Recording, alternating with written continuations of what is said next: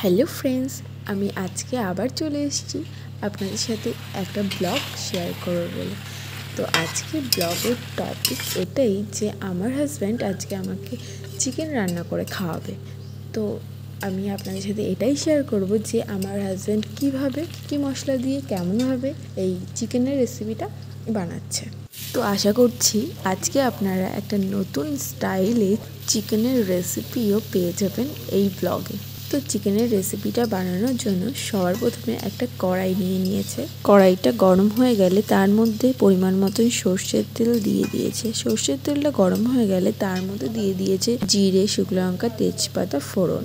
তারপর ও দিয়েছে গোটা রসুনটা একটু ব্রাউন কালার করে ভেজে নিয়ে তার মধ্যে দিয়ে দিয়েছে পেঁয়াজ কুচি। পেঁয়াজটা এবার একটু হালকা করে ভেজে নেবে।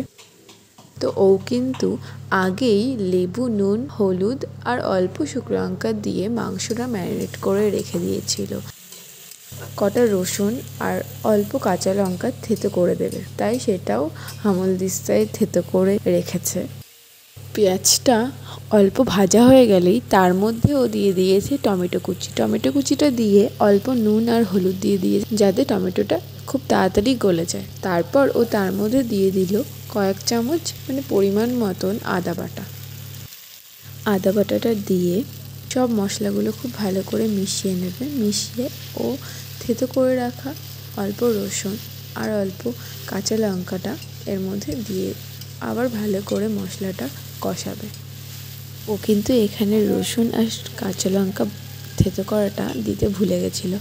আপনারা যদি এই রেসিপিটা ট্রাই করেন তাহলে থেতো করা রসুন আর কাঁচা লঙ্কাটা পেঁয়াজ কুচি দেওয়ার পরপরই দিয়ে দিতে পারেন, তাহলেই আমার মনে হয় বেটার হবে, বেস্ট হবে।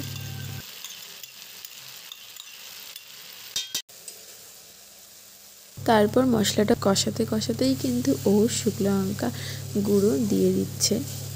শুকনো লঙ্কার গুঁড়ো দিয়ে ভালো করে মিশিয়ে নিচ্ছে। ও কিন্তু রান্নাটাতে খুবই কম তেল ইউজ করেছে, তাই মশলাটা নিচে লেগে যাচ্ছিল।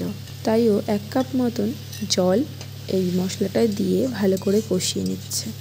ও কিন্তু এখনও জিরে গুঁড়ো ইউজ করেনি, যেহেতু ও ভাজা জিরে গুঁড়ো ইউজ করবে, দেবে রান্নাটায় ভাজা জিরে গুঁড়ো, তাই ও মাংসটা কষানোর সময় জিরে গুঁড়োটা দেবে বলে ঠিক করেছে। চিকেনটা খেতে কিন্তু খুবই টেস্টি হয়েছিল। আপনারাও একদিন ট্রাই করে দেখুন, আশা করছি আপনাদেরও খুবই ভালো লাগবে। এখানে ওর মশলাটা কষানো হয়ে গেছে খুব ভালো করে। তারপরে ও চিকেনটা দিয়ে দিয়েছে, ম্যারিনেট করা চিকেনটা দিয়ে দিয়েছে।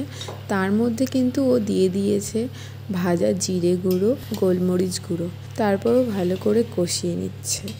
ভিডিওটা আমি এই অবধি করেছিলাম, পুরো ভিডিওটা আমি করতে পারিনি। তো এই অবধি করেছিলাম বলে আমি এই অবধি আপনাদের সাথে শেয়ার করতে পারলাম।